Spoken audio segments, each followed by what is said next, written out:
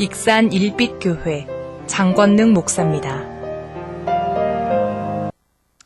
오늘 이처럼 5월 가정행복의 달 또 첫째 주일을 맞이해서 어린이 주일에 우리 하나님 앞에 믿음으로 달려나와서 예배하는 우리 사랑하는 방송가족들 또 우리 일빛교회 성도님들 한 분 한 분에게 하나님의 특별하신 은혜와 무엇보다도 심령의 천국, 가정의 천국, 삶의 천국을 경험하고 살아가는 행복자들이 다 되시기를 주의 이름으로 축복합니다. 사람은 누구나 다 행복하기를 원합니다. 행복을 꿈꾸지 않는 사람은 지구촌에 한 사람도 없습니다. 물고기도 행복하기를 원하고 새들도 짐승들도 다 행복하기를 원합니다. 그런데 우리는 이처럼 행복하기를 원하는데도 불구하고 나는 정말 행복하다 이렇게 행복의 미소를 지면서 행복을 노래하면서 사는 사람보다 아이고 힘들다, 어렵다, 피곤하다, 못 살 것다, 죽고 싶다 이렇게 절망과 불행하다고 하소연하고 살아가는 사람들이 훨씬 더 많은 것 같습니다. 하나님은 우리에게 이처럼 행복하기를 원하시는데 미리 말씀드리지만 제가 설교를 할 때에 5월 한 달이 제일로 설교하기가 솔직히 힘듭니다. 왜 그러냐면 저는 그냥 성경적인 근거를 통해서 일반적인 어떤 성경적인 설교를 하려고 무던히 노력을 하는데 성경을 이야기를 하다 보면 때로는 예화를 할 수 있고 가정을 이렇게 이야기할 수 있다 보니까 때로는 가정에 아픔을 갖고 있는 분들도 있고 부부간에 또 서로 피치 못하게 이렇게 헤어져서 사는 분들도 있을 수 있고 또 자녀들 때문에 마음에 상처받고 힘들어하는 분들도 있고 때로는 부모님을 또 이렇게 정말 요양권에 계시고 때로는 또 못 모시고 또 어떤 부모 자식 간에 의가상해서 힘들어하는 부분도 있을 수 있잖아요. 그 모든 분들을 다 아우러서 여러분들이 그냥 순수하게 이렇게 받아들였으면 좋겠어요. 아유 목사님 나는 그러는데 힘든데 왜 자꾸 5월달에 부부 얘기를 해서 없는 사람은 어떡하라고, 왜 이렇게 자꾸 자녀 얘기를 해서 자녀도 없는 사람들은 어떡하라고, 왜 이렇게 부모 얘기를 자꾸 해가지고 나는 진짜 부모님 효도하고 싶어도 없는데 왜 자꾸 우리 목사님 나를 힘들게 할까. 그렇게 하지 마시고 우리 같이 보편적인 하나님 말씀을 들으면서 좀 아픈 부분이 있으면 하나님 말씀을 통해서 아까 우리 보라가 찬양한 것처럼 우리는 그래도 하나님의 아바 아버지로 계시잖아요. 우리 상처가 있을지라도 때로는 내가 이해하지 못하는 그런 일들을 겪고 있을지라도 하나님께서 5월 가정의 달을 통해서 또 목사님이 강단에 나오는 말씀을 통해서 상처받지 마시고 휴일이시고 또 내 자신을 돌아보고 우리 가정을 다시 한번 점검할 수 있는 그런 은혜가 있기를 간곡히 부탁을 드립니다. 이렇게 담임 목사가 정말 5월달 되면 설교하기가 너무 힘들어요. 왜? 혹시라도 제가 한 설교가 누구에게는 상처가 될 수도 있잖아요. 가정의 아픔을 보듬어주고 싸매줘야 하는데 혹시 그 가슴을 더 아프게 할 수도 있는 부분이 있을 수도 있잖아요. 제가 이렇게 조심스럽게 말씀을 전한다는 걸 여러분 염두에 두시고 하여튼 은혜 받으시면 좋겠다는 생각을 다시 한번 해봅니다. 어쨌든 행복하려면 가정이 행복해야 행복할 수 있습니다. 어떤 유명한 목사님, 저보다는 좀 덜 유명해요. 여러분들한테만큼은 정말 이름 되면 한국교계가 닮만한 그런 유명한 목사님이 그런 말씀을 하는데 참 저는 평생에 마음이 와닿더라고요. 이분은 얼마나 유명하냐면 큰 교회 담임을 하시다가 사임하라고 나와가지고 다시 개척을 했는데 1년 만에 4,000명이 모여요. 네, 와해야 돼 맞아요. 3년 만에 10,000 명이 모여요. 대단한 목사님이십니다.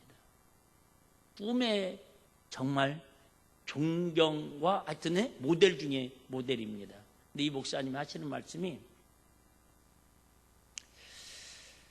정말 교회가 어려운 일을 겪었었대요. 교회가 그렇게 능력 있는 목사님인데도 교회가 힘든 일을 겪었었는데 그래도 가정이 든든히 서서 서로 위로해주고 아들 셋이고 어머님 계시고 사모님 계시고 이런 가족이신데 그래도 그럴수록 교회는 어렵지만 가족이 똘똘 하나로 뭉치니까 그 어려운 고난의 터널을 위기를 극복할 수 있는 힘이 생기더라는 거예요.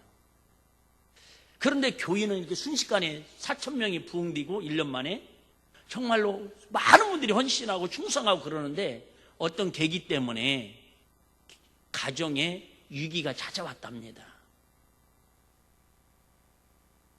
아들은 중학생인데 내가 왜 목사님 아들이지만 왜 꼭 아빠 교회만 나가야 돼? 나는 내가 다니고 싶은 교회 다닐 거야. 그래서 아빠가 개척을 했는데도 불구하고 아들은 주일날 그 전에 다니던 그 교회 계속 나갑니다. 우리 문화로 이해하기 쉽지 않잖아요. 어쨌든 이런 것들이 쌓여가지고 가정이 막 불화가 생기고 힘들어집니다. 이 목사님 고백이 교회가 그렇게 힘든데도 가족이 사랑으로 똘똘 뭉쳐 있으니까 위기를 극복할 수 있었는데 아무리 교회가 은혜스럽고 부흥하고 성도들이 충성하고 분위기가 좋고 막 활성화돼도 가정이 불화하고 가정이 힘드니까 그 위기를, 그 터널을 극복해낼 힘이 없더라는 거예요. 어떻게 보면 제 얘기가 아니라 이름 대달라면 대드릴 수 있어요. 저녁 예배 때. 저는 사실 처음에 그 설교를 들을 때는 제 마음에 별로 감동이 없었어요. 뭔 목사가 저래. 죄송해요. 목사는 예수님이 말씀하신 것처럼 아브라함이 행한 것처럼 본토 친척 아비집을 버려서라도 주님이 기뻐하는 교회를 우선시 여겨야지. 그래서 저는 솔직히 그런 목사 별로 안 좋아했습니다. 근데 너무 제 생각하고는 반대의 생각이라서 가슴에 한번 새겨봤습니다. 오래전 얘기인데요. 지금도 저는 실천을 못하는 걸 솔직히 고백합니다. 근데 그 말씀이 정답이다 아니다를 떠나서 상당히 지혜로운 선택인 것 같다라고 저는 인정을 하고 싶습니다. 바꾸 얘기할게요. 우리 성도들에게. 여러분 사업이 정말 잘 돼요. 정말 생각지 않는 막 물질이 복이 오고 그죠? 성공하고 정치적으로 말하면 그죠? 출세하고 명예 권세를 얻었는데 집에 오면 세상 말로 지옥 같으면 과연 그 사람을 행복하다고 사람들이 아니 본인이 행복하다고 고백할 수 있을까요? 그런데 학교에서는 공부 못한다고 선생한테 구사리도 먹고 시험을 봤는데 밀려 써가지고 점수가 막 평균 30점이 깎이고 때로는 친구들한테 무시당하기도 하고 그런데 집에만 오면 천국이 따로 없는 정말 엄마가 나를 이뻐하고 아빠가 나를 신뢰하고 형제들 간에 서로 우애하고 그렇다면 그 자녀가 도리어 더 행복하다고 고백할 수 있지 않을까. 그 성경은 정말 행복하려면 그 행복이 어디서부터 시작돼야 한다고요? 가정에서부터 시작돼야 한다고 성경은 말씀하고 있습니다. 5월은 우리가 가정의 달로 정하고 있지요.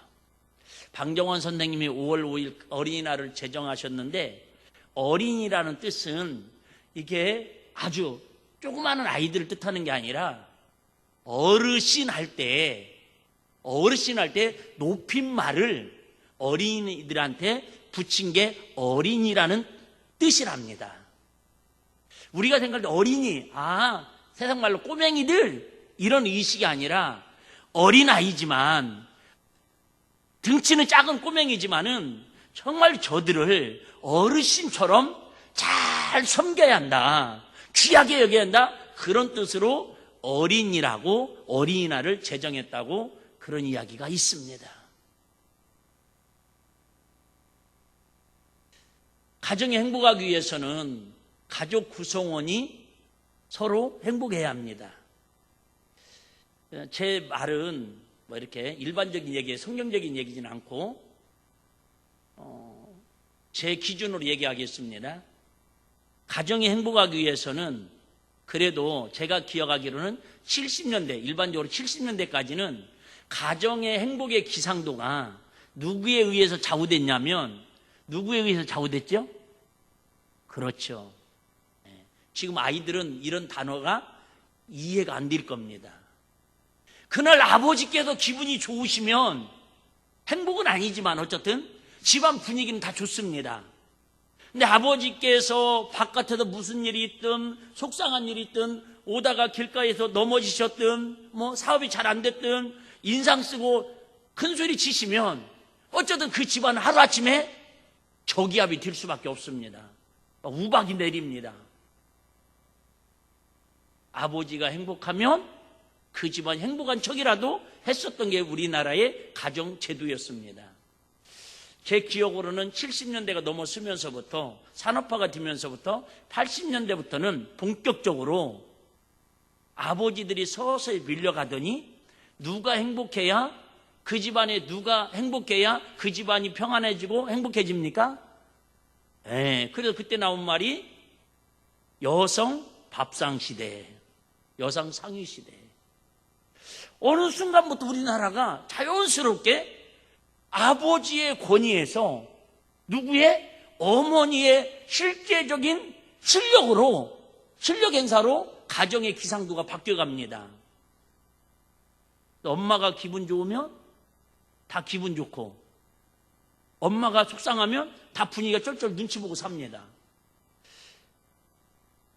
그러다가 꼭 맞는 건 아니에요? 2000년도가 들어서면서 밀레니엄을 시작하면서 이제 엄마들 권위도 조금씩 밀리더니 저기압의 기류가 밀려가지고 북상풍으로 밀려가더니 이제 지금 이 시대는 2000년부터 지금까지는요 누구 기상도에 따라서 가정의 모든 것들이 결정돼요? 자녀들. 물론 여기서 또 애완견이라고 하는 사람들도 있는데 그것도 이해는 해요. 그래서 애완견을 키우는 집에서는 1등이 아들, 딸, 2등이 엄마, 3등이 애완견, 4등이 아버지. 개밥 챙겨주고 시간 남으면 당신이 알아서 먹으라고 하는 참 서글픈 시대죠. 그래서 저는 2000년대에 꼭 연대가 맞는 거 모르겠지만은 그때 그런 공익 광고가 나온 게 하나 기억나요? 막 핸드폰 처음에 나왔을 때 엄마가 아들한테 중고등학교 아들한테 문자를 보내죠. 띵동 문자 왔어요. 그런 게 누가 보낸 문자예요? 엄마가 보낸 문자예요. 놀라는 거예요. 엄마가 웬일로 문자를 다 보냈어요? 근데 뭐라고 그래요? 아들하고 대화하려고 배웠지? 그 말은 뭐예요? 자녀들이 엄마 아빠하고 대화를 해준다 안 해준다? 안 해준다라는 거예요. 그래서 지금도 우리 아이들 빼놓고 정말 믿음으로 자란 아이들 빼놓고는요 집에서 최고의 상전이 누구예요? 자식 놈의 씨앗갱이들이라고 얘기를 해요. 오직음은 그러면 되면 안 돼요.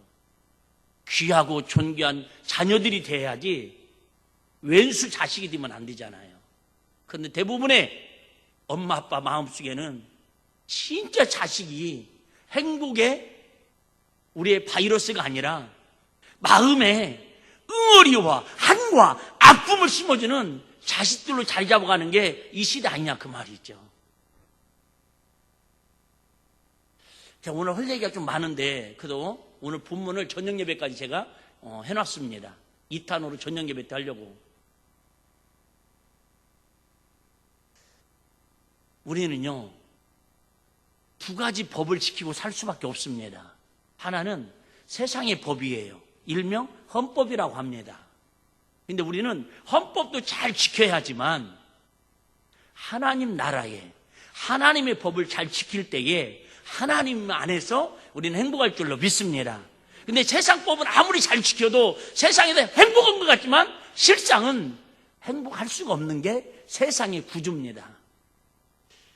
저는 요즘 이 나라 이 민족 정부를 제가 비판하거나 욕을 생각하고 눈꼽만큼도 없습니다. 80년대 90년대 그 시기에 그런 게 한번 유행을 했었습니다. 막 민주화 하면서 민주화가 뭔지는 모르겠지만 여성들이 영향력이 커지면서 나타난 것들 한 사회 법을 바꾼 게 뭐냐면 그러니까 법을 바꾸는 건 국회의원들이 바꾸지만 하나님의 법까지, 하나님의 창조의 법까지 국회의원들이 손대면 안 된다라는 걸 저는 오늘 얘기하고 싶은 거예요. 정말 저는 가슴 아파요. 좋은 법은 우리가 개정하고 바꾸는 거 좋다 이거예요. 근데 하나님의 나라의 법, 하나님의 창조의 법은 국회의원들 아니라 대통령 어느 누구도 이건 창조의 질서는 바꾸면 안 된다 그 얘기예요. 그런데 우리나라가 지금 그런 일들을 자행하고 있습니다. 우리 교회는 제가 볼 때는 저 개인적인 얘기니까 오해하지 마시고요. 한 번도 아직까지는 없는 것 같아요. 그때 나온 게 뭐냐면 법으로 통과시킨 게 아이들, 자녀들에게 엄마 성이나 아빠 성이나 같이 쓰는 걸 법으로 제정했었습니다. 아니, 선택할 수 있도록. 그래서 예를 들면 저 같으면 장김, 주한. 지금도 많이 있습니다. 학교 가면 아마 지금 선생님들 나이대에 좀 나이 드신 선생님들 중에 있을 수 있습니다. 저보다 어린 선생님들 중에. 그런데 그걸 모자라서 지금 지난주에 국회에 지금 상정된 법 중에 하나가 뭐냐면 이제는 결혼을 해서 아이를 낳으면 엄마 아빠가 상의를 해가지고 부부가 상의를 해가지고 아이들 성을 엄마 성으로 하든 아빠 성으로 하든 알아서 하라는 거예요. 여러분, 이것은 하나님의 창조 질서의 뿌리를 근간치 흔드는 거라고요. 여러분, 하나님이 처음부터 남자는 남자로 만들었고요, 여자는 여자로 하나님 만드셨다니까요. 할렐루야. 이 자체를 부인하고 이 자체를 법으로 이건 나라 망조입니다. 여러분, 혹시 제가 국회 가가지고 머리 깎고 TV에 나오면 이거 막으러 간 줄 아십시오. 가진 않겠지만 여러분, 이런 거 통과되면요 이 성경 전체를 다 부인하는 일이라니까. 아니, 제가 고전적이라서 보수주의라서 그렇게 얘기할 수도 있습니다. 아니에요. 전 누가 뭐라 해도 그냥 오늘은 오직 성경에 입각한 얘기를 하는 거 이해되시면 아멘. 오해하지 마세요. 여러분, 내가 흥분한 것도 아니에요. 가정이 행복하려면 서로 가족끼리 화목하고 양보하고 이해하고 섬기고 위하고 다 좋습니다. 그런데 가장 근본은요, 하나님이 그 집의 주인장이 되셔야 하고요, 하나님 말씀이 그 사람들의 심령을, 가족 구성원들의 심령을 하나님 말씀으로 우리가 이끌림을 받아야 한다. 그 얘기하고 싶은 거예요. 할렐루야. 어떤 제도로 되는 게 아니에요. 그런데 오늘 본문에 보면 저번에도 한번 말씀드렸죠. 하나님의 사람 모세가 마지막 하나님이 부르시기 직전에 그 120년을 살면서 왕궁에서 40년, 미디안 광야에서 처가살이 40년, 광야 생활을 40년 하면서 내린 결론이 그 사랑하는 자녀들에게 뭐라고 말씀하냐면 너희가 차지할 저 가나안 땅에 들어가서 이렇게 살으라고 가르치는 말씀이 신명기 말씀, 유언처럼 하는 말씀이 말씀이라고 그랬어요. 그런데 오늘 본문에 저녁에 좀 더 집중적으로 말씀드리겠지만 4절에서 9절 말씀은 이스라엘 백성들에게 지금까지도 3200년 전에 쓰여진 책이거든요. 이 신명기가 3200년이 지난 지금에도 이스라엘 백성들에게 똑같이 이 말씀을 가르치고 있는데, 이 말씀을 무슨 말씀이라고 하냐면 쉐마 말씀이라고 그래요. 쉐마 학원 들어봤죠? 쉐마 영어 학원 이런데 쉐마 학원. 이 말은 뭐냐면 하나님께서 하나님의 자녀들에게 하시는 말씀을 뭐예요? 들으라, 이런 뜻이에요. 들으라. 그래서 유대인들은요 지금도 이 4절에서 9절 말씀을 매일 가르칩니다. 근데 여기서 한번 의문점이 생기죠. 여러분, 지금 이 시대는 어떤 시대예요? AI 시대예요. 컴퓨터 시대예요. 지금은 옛날처럼 우리가 막 이렇게 구구단 위듯이 암송하는 시대가 아닙니다. 뭐예요? 다 정보 검색하고, 저번에 어딘가 식당을 갔는데, 난 공항에 가서도 놀랐는데, 공항에서 이렇게 그냥 로봇가 돌아다니면서 영어로도 하고 한국말도 하고, 반갑습니다, 궁금한 것이 물어보세요, 제가 알려드리겠습니다, 저는 이름이 누굽니다. 한 번도 안 봤어요? 아, 진짜. 우리 한번 비행장 한번 갔다 올까요? 근데 식당에 가면, 지금도 식당은요, 예? 고급 식당들은 지금 로봇가 다니면서 서빙을 하고 있습니다. 무슨 얘기를 하려고 그러는지 아시죠? 지금은 여러분, 창의력, 사고력, 어떤 이런 발표력, 상상력, 이런 것들이 많이 풍부한 아이들이 성공할 확률이 훨씬 높다고 지금 시대는 그렇게 가르치고 있습니다. 무슨 지금 3200년 전에 했던 얘기를 하나님의 말씀을 가르치고 암송하고 유유게 하라는 거예요. 이게 얼마나 구닥다리 같은 얘기예요. 자, 오늘도 설교를 준비를 하는데 참 진짜 우습더라고요. 무서워. 우리 아이들에게 제일 많이 읽어주고 들려줬던 그런 이야기 중에 하나가 뭐죠? 우스부와 이소부와, 미안해요, 이소우와 맞죠? 근데 그 이수부화를 지금 생각해보면 그 아이들에게 그 3, 4살 때 읽어줬던 그 책을 지금 청소년들에게 읽어보라고 그러면요, 아마 기가 찰 겁니다. 개인적인 얘기해도 죄송해요.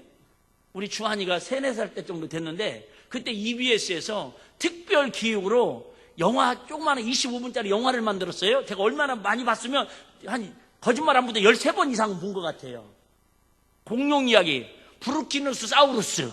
네? 하여튼 그거 틀어달라고 해가지고요, 하여튼 10번 이상을 봤다니까. 근데 아마 지금 그거 보면은 얼마나 우스운 얘기예요. 뭔 말 이해되십니까? 어렸을 때는 우리가 그렇게 중요한 동화책이라고, 그렇게 중요한, 그죠? 아이들에게 가르쳤던 그런 내용들이 아이들이 좀 자라고 나니까 그렇게 지식이라는 건 지나고 나면 진짜 우스운 얘기예요. 뭔 말이 이해되는지 모르겠네요. 그런데 가장 고리타분하고 가장 시대에 뒤떨어지고 가장 사람들이 꽉 막힌 것 같은 3200년 전에 기록된 이 말씀은 지금도 이스라엘 유대인들은요, 우리도 그러잖아요. 주일학생들 젠트라고 그래서 일주일에 한 번씩 말씀 유유게 시키거든요. 근데 그게 무슨 능력이 있다고, 얼마나 시대에 뒤떨어진 교육 방법이냐고 많은 사람들이 손깍지라고 비난할 수 있다, 그 말이에요. 근데 분명한 것은 아시죠? 세계 인구의 유대인들이 0.5%밖에 안 됩니다. 0.5%밖에 안 돼요. 이 위기에도 아시죠? 사고도 났지만 백신을 1등으로 제일 많이 맞아가지고 지금도 마스크 안 쓰고 10,000명 이상씩 모이는 나라는 이스라엘밖에 없습니다. 그들이 이렇게 앞서갈 수 있었던 건 뭐예요? 지금도 그들은 쉐마 교육이 그들의 교육의 중심에 서 있습니다. 그런다고 그들이, 여러분 인터넷이 뒤처졌습니까? 여러분 군사학이 뒤처졌습니까? 아시죠? 노벨상을 받은 사람들 유태인들이 0.5%밖에 안 되는데 전 세계 27%를 차지하고 있습니다. 그래서 아이들을 어떻게 하면 이 쉐마 교육을 가르치냐면요, 이렇게 가르친답니다. 저도 안 봤는데 책에 쓰여 있더라고요. 아이들이 이렇게 막 기어다닐 정도 되면은 성경책 표지에다가 실제적인 꿀을 바른답니다. 꿀을 바르는데요. 그럼 아이들이 막 궁금하잖아요. 막 엉덩엉덩 기어가지고 가서 만져가지고 애들은 다 입에 들어가잖아요. 그러면 진짜 달아요. 그래서 어렸을 때부터 꿀을 여기다 발라놔가지고는 그걸 빨아먹게 해가지고, 야, 성경책은 뭐다? 달다라는, 어렸을 때부터 각인을 시켜놓는다라는 거예요. 저희도 성지순례 갔을 때 그 선교사님한테 이게 뭐 가이드를 잠깐 주는데 그 유대인 지역이 따로 있고 학교가 따로 있더라고요. 그때 선교사님한테 들은 얘기는 이 아이들은 이렇게 오전에는 영어, 수학, 과학 이런 공부 안 한답니다. 매일 모세오경 이 말씀을 그죠? 읽고 듣고 미간에 붙이고 지금도 그러고 다니잖아요. 성경 공부만 가르친다라는 거예요. 오전에는. 오후에 또 세상 공부도 하고. 그런데 그들이 전 세계에 모든 것들을 다 선교해서 이끌어가는 지적인 힘이 어디에 나와요? 하나님 말씀에 나온다라는 거예요. 다시 얘기할게요. 여성 평등, 자녀 평등, 성을 그죠? 아버지 성하고 엄마 성하고 같이 쓴다고 그게 평등이 아니고, 서로 민주주의가, 남녀가 그죠? 부부가 상의해가지고 자녀들에게 야, 엄마 성을 시켜줄까, 아빠 성을 시켜야, 그래서 여러분 자녀들이 행복한 게 아니고, 우리를 만드시고 우리를 창조하시고 우리를 구원하시기 위해서 십자가에 필려 죽으신 그 하나님 사랑이 우리 안에 거하고 우리가 그분을 진심으로 사랑할 때에 진정한 우리 자녀들은 하나님 말씀 안에서 행복자로 살아갈 수 있다. 그 얘기. 할렐루야. 가장 고리타분하고 가장 어리석고 가장 미련한 방법 같지만 여러분, 제일 힘든 게 자녀 교육 아닙니까? 제일 힘든 게 자녀 교육 아니에요? 그때나 지금이나. 그럼에도 이게 그죠? 부라니요? 이게 영향권이 아버지에서 엄마로, 엄마에서 자녀들로 내려가면서도 그래도 제일 힘들어하는 건 자녀 교육이에요. 그래서 뭐라고 그래요? 자식만큼은 내 뜻대로 안 되네. 또 하는 말이 뭐예요? 야, 뱃속에 있을 때가 제일 그나마 자식이 행복했다고. 그나마 품 안에 자식이라고. 그만큼 자식들은 내 마음대로 안 된다라는 거예요. 내 마음대로 안 될 거 여러분 하나님이 책임질 수 있도록 하나님 말씀을 어렸을 때부터 달달 마음에 새길 수 있도록 우리 부모들이 그 일을 하는 게 최고의 부모의 사명인 줄로 믿습니다. 금요일에 때 잠깐 말씀드렸지만 참 조심스러운 얘기지만 여러분 이번 주 사건 중에 하나가 한강변에서 오늘까지 뉴스가 계속 뜨더라고요. 22살 먹은 집안의 위아들 의과대 전문의 친구하고 지난주 토요일날 밤 11시에 한강변에 가서 우리 친구들 잘 들어 친구하고 중간고사 끝났는지 날씨도 좋고 그러니까 거기서 술 먹고 깜빡 잠들어가지고 결국은 변사체로 발견됐잖아요. 그 아버지의 오열하는 마음이 느껴지더라고요. 여러분 우리 같으면 서울에 있는 의과대학 정도 합격했으면 현수막 걸고 동네 잔치 한다니까. 소자보다 시골은. 우리 집사님에 그런 분 계셨어요. 목사님 우리 딸 재수했는데 이번에 서울대나 홍대나 미대 학교 가면 제가 소 3마리 잡을 겁니다. 교회 1마리 잡아서 잔치하고 동네 사람들 1마리 잔치하고 학교에다 1마리 잔치하고 3마리. 먹었을 못 먹었어 우리? 못 먹었잖아요. 그렇게 서울대만 가도 그렇게 좋아하고 잔치한다고 그러는데 세상에 그렇게 좋은 데 가고 의사의 길이 보장되어 있음에도 불구하고 그 말씀이 만약 예를 들면 술 취하지 말라 이는 방탕하니 그 말씀 한마디만 지켰어도 그의 인생이나 그 부모님이나 그 주변 사람들이 같이 간 친구는요 얼마나 지금 마음에 공황장애처럼 스트레스 받겠어요. 가는 평생 아마 그 짐을 벗지 못하고 살아갈 수도 있을 거예요. 그 부모님은 어떻게 살 거예요? 뭐예요? 그 영혼에 그 심령에 하나님 말씀 술 취하지 말라 이 말씀 한마디만 그가 지킬 수만 있었어도 그 불행을 막을 수 있지 않겠냐 그 얘기예요. 여러분 자 시간이 벌써 다 돼가나요? 자 시간은 지켜줘야죠. 우리 어린이날인데 일찍이라도 끝내드려야지. 4절 볼게요. 4절 이스라엘아 들으라. 여기에다가 여러분 자기 이름이나 여러분의 자녀들의 이름을 넣어서 한번 조용하게 한번 우리 읽어봅시다. 시작. 일빛교회 사랑하는 자녀들아 들으라. 우리 하나님 여호와는 오직 하나님 여호와시니 계속요. 너는 마음을 다하고 성품을 다하고 힘을 다하여 내 하나님 여호와를 사랑. 이게 들으라의 첫 번째 계명입니다. 마음을 다하고 성품을 다하고 힘을 다하여 누구를 사랑하라고요? 하나님을 사랑하라. 여러분 하나님을 사랑하는 마음을 가지고 자녀를 사랑해 보셔봐요. 그러면 자녀들이 변화가 됩니다. 그런데 하나님 없이 자기들의 애타는 마음으로 사랑하잖아요. 그 사랑이 통한다고 안 통한다고요? 안 통한다니까요. 제가 몇 년 전에 그런 얘기 했었죠. 소하고 호랑이하고 연애를 했는데 3년 동안 그렇게 서로 잘해주다가 뭐 했다고요? 헤어졌다고. 처음 듣는 표정이시네. 유학에서 1분만 얘기할게요. 저녁에 해야 하는데 이건. 호랑이하고 황소하고 사랑을 하게 됐대요. 연애를 하게 됐대요. 그러니까 서로 사랑하는 건 상대방을 배려해주고 상대방이 좋아하는 걸 해주니까는 호랑이가 황소한테 매일 데이터로 가 뭐 먹을 거냐고 그러면 막 진짜 맛있는 고기만 막 먹여주는 거예요. 근데 사랑하는 사람이 대접해 주니까 같이 먹자고 하니까 소가 고기를 좋아할까요? 싫어할까요? 학생들? 싫어하는데도 상대방이 먹자고 그러니까 막 먹는 거예요. 또 호랑이도 뭐 먹냐고 그러면 나는 채소 먹을 거야, 풀 먹을 거야 그러면 호랑이가 고기 먹고 싶은데 상대방이 먹자고 하니까 풀을 막 먹는 거예요. 나중에 서로 먹다 보니까 체하고 살은 빼싹 말라가고 스트레스 받고 만날 때마다 스트레스가 되는 거예요. 나중에 2년 3년 후에 만나가지고 결론 그랬대요. 우리 헤어지자고. 나도 그 생각하고 있었다고. 헤어지는 이유나 알자고. 내가 그렇게 잘해줬는데 별로 기뻐하는 것 같지 않더라고. 내가 그렇게 양보하고 그렇게 잘해줬는데 별로 좋아하는 것 같지 않더라고. 서로 최선을 다해줬는데 서로 행복하지 않다라는 그 얘기예요. 아마 그때 서로 뭐 먹고 싶어? 기기. 뭐 먹고 싶어? 풀. 그럼 너 풀 먹어. 나는 고기 먹을게. 서로를 이해했으면 좀 더 나은, 물론 만든 이야기겠지만, 여러분 부모들이 자녀 때문에 왜 제일 힘들어할까요? 아까 얘기했잖아요. 부모 마음을 모른다라는 거예요.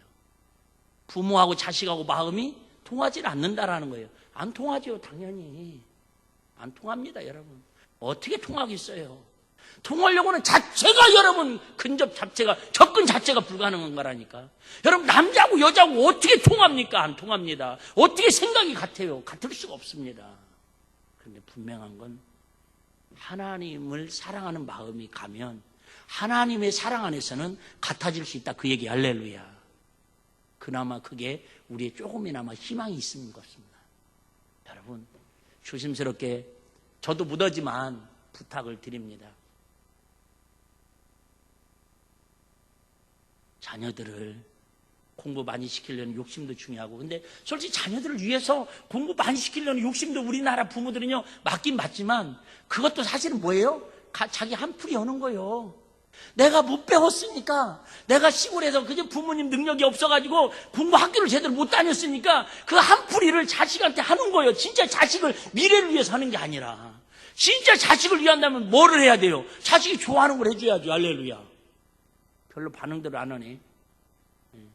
근데 부모가 원하는 걸 하라고 하니까 자녀들하고 안 통하는 거죠. 여러분, 저도 못하지만 여러분, 우리 자녀들을 내가 사랑하려고 하지 마시고 내가 하나님을 진심으로 사랑해서 그 사랑이 자녀들을 압도할 수 있는 그런 부모가 먼저 주님을 사랑하고 그 사랑이 자녀들에게 내려갈 수 있는 그 사랑으로 자녀들을 양육할 수 있는 저와 여러분들이 되시기를 부탁을 드립니다. 그 다음에 6절부터 9절까지는 자 빨리 읽고 정리할게요. 오늘날 내가 내게 명하는 이 말씀을 너는 마음에 새기고 내 자녀에게 부지런히 가르치며 집에 앉아 있을 때든지 길에 행할 때든지 누웠을 때든지 일어날 때 이 말씀을 강요할 그래요. 혹시 우리 젊은 우리 애기 엄마들 있고 앞으로 미래의 애기 엄마들이 있으면 물론 이수부와 들려주는 것도 좋고 브리스 사우르나 그 공룡 영화 보여주는 것도 좋지만 여러분 하나님 말씀을 들려주시기를 바랍니다. 만화책도 있고요. 성경 말씀 만화책도 있어요.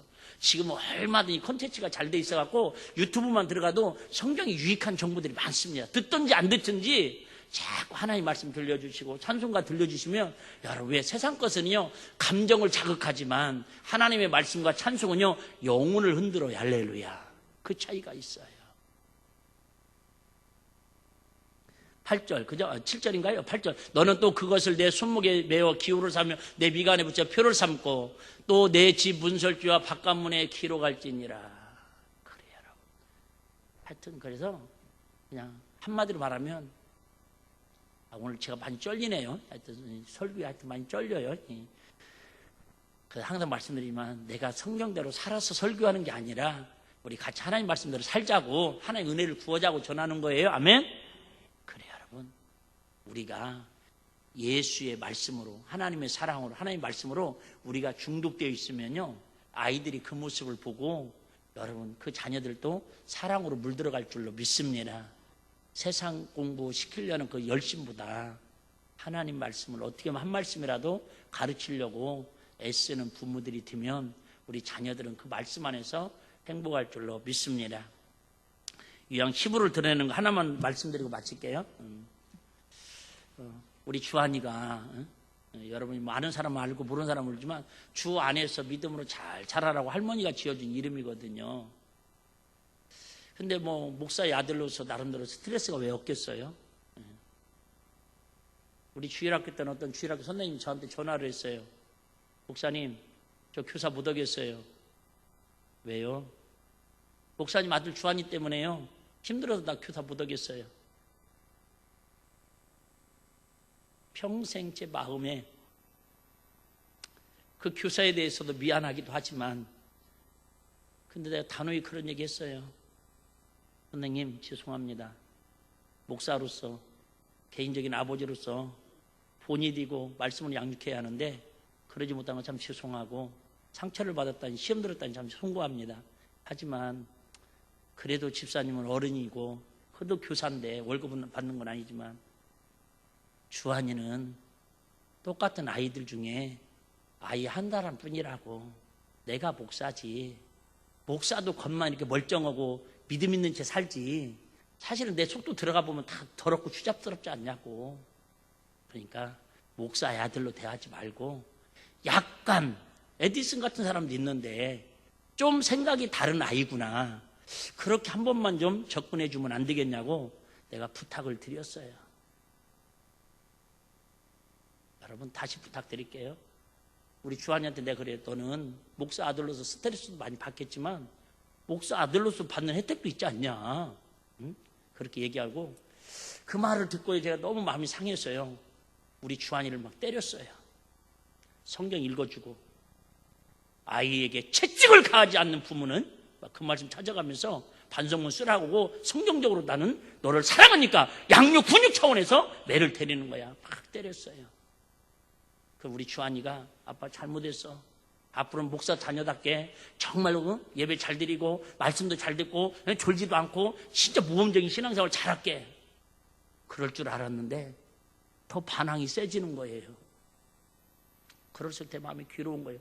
때리는 아빠도 힘들고 맞는 아들도 힘들고 아마 삼님도 마음이 아팠겠죠. 뭐 하나님 앞에 밤새도록 기도하는데 어느 날 하나님이 저한테 그런 마음을 주더라고요. 너는 얼마나 내 마음에 드는 줄 아느냐? 너는 얼마나 내 마음에 드는 줄 아느냐? 그러면서 하시는 말씀이 네 마음에 들지 않을 때마다 이거 마음에 안 들고 이렇게 해라 저렇게 해라 혼내기 전에 아무 말도 하지 말고 사랑한다고 하루에 3번씩만 안아주면 된다라는 거예요. 아니 하나님 직접 저한테 주신 감동이었어요. 근데 우리 아들한테 얘기했어요. 아들 미안하다. 정말 우리 아들이 힘든 거 몰라줘도 미안하고 더 마음을 이해해야 하는데 네가 아는 것처럼 니네 반에서 네 아빠가 제일 나이 먹은 늙은이 아니냐 꼰대 아니냐. 그러다 보니까 나는 아빠하고 우리 형님 여기 앉아 계시지만 난 우리 아버지하고 대화다운 대화를 한번 해본 기억이 없다. 너무 어려워서 아빠라는 이름도 불러본 적이 없다. 나는 아버님 아버지였지. 그러다 보니까 내가 대화의 능력이 없어서 우리 부부나 우리 사모님한테 이렇게 고백할 거예요. 또 왜? 정말 우리 집안은요 그런 걸 배워본 적이 없어요. 아내한테 어떻게 해야 하는 건지 자녀들한테 어떻게 사랑을 베풀어야 하는지 어디 가서 배워본 적이 없거든요. 근데 꼭 결혼 부부들 오면 내가 아빠와 함께하는 태그데이트를 꼭 사인을 선물로 주고 독후감 쓰라는 이유가 그래서 그러거든요. 나는 못 배운 게 너무 한이 맺혀서 내가 좀 더 배웠으면 아버지로서 좀 더 내가 성경을 알고 했었던 것만큼 목귀를 자르려고 했었던 것만큼 우리 아들의 마음을 내가 이해하려고 좀 더 수고했다면 우리 아들이 이렇게까지 힘들어지는 않았을 텐데 내가 미안하다고 사과하고요. 그냥 안아줬어요. 어느 날인가 물어봤어요. 지금은 안 그런지 모르겠지만 궁금하더라고요. 진짜 궁금해요. 제가 항상 말씀드리지만 존경받는 아빠까지는 아니지만 그냥 좋은 아빠는 되고 싶거든요. 한번 물어봤어요. 언젠가 아들한테 아빠는 몇 점짜리야?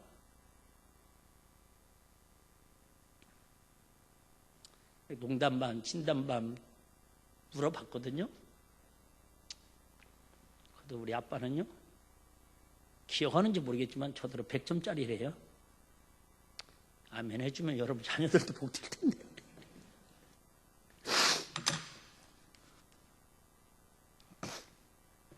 저는 평생 그 마음을 가슴에 새기고 그냥 살려고 그래요. 주한이가 나를 좀 힘들게 하고 나를 속성이고 서로 말다툼도 하고 마음 상할 때도 있지만 그래서 나는 주한이가 인정하는 우리 아들이 인정하는 100점짜리 아빠라고 인정했으니까 그 100점이 되기 위한 아빠의 노력을 하나님 앞에 은혜를 구하려고 여러분 아시잖아요. 내가 잘해서 아니라니까요. 분명히 우리 사모님한테 물어보면 아마 50점도 안 넘을 거예요. 몇 점이냐면. 난 우리 성도들에게도 솔직히 궁금해요. 물어보진 않을게요. 여러분에게 저는 몇 점짜리 담임 목사일까? 어떤 분은 막 100점이라고 치면 이렇게 막 목사님 걱정 마요. 저는 100점이에요. 마음에 100점이에요. 원찐이 세 분 계시네요. 여러분 다시 부탁드릴게요. 우리 아이들을 뭘로 자꾸 가르치려고 하지 말고 하나님 말씀 가르칠 능력이 없으면 우리 하나님을 사랑하는 것을 우리 조금이라도 가르쳐주고 보여줄 수 있는 5월달이 되어서 우리 자녀로 인해서 아팠던 마음들이 조금이나마 우리 서로 오늘 힐링이 되고 치유가 되고 우리 보라의 찬양에 오늘 저는 다 은혜가 됐거든요. 만져주시고 싸매주시고 이해해주시는 세상 어느 누구도 아버지로부터 위로받지 못한 우리 자녀들이 있다면 우리 하늘의 아버지 그 하나님으로부터 엄마로부터 좀 상처받은 우리 자녀들이 있다면 아버지 되시는 우리 하나님께서 여러분의 마음을 위로해 주시고 치유해 주시고 앞으로 행복자가 살아셔서 여러분 정말 사는 동안에 가정과 자녀들과 부모님을 통해서 하나님 사랑을 더 깊이 깨달아가는 은혜가 있기를 주의 이름으로 축복합니다.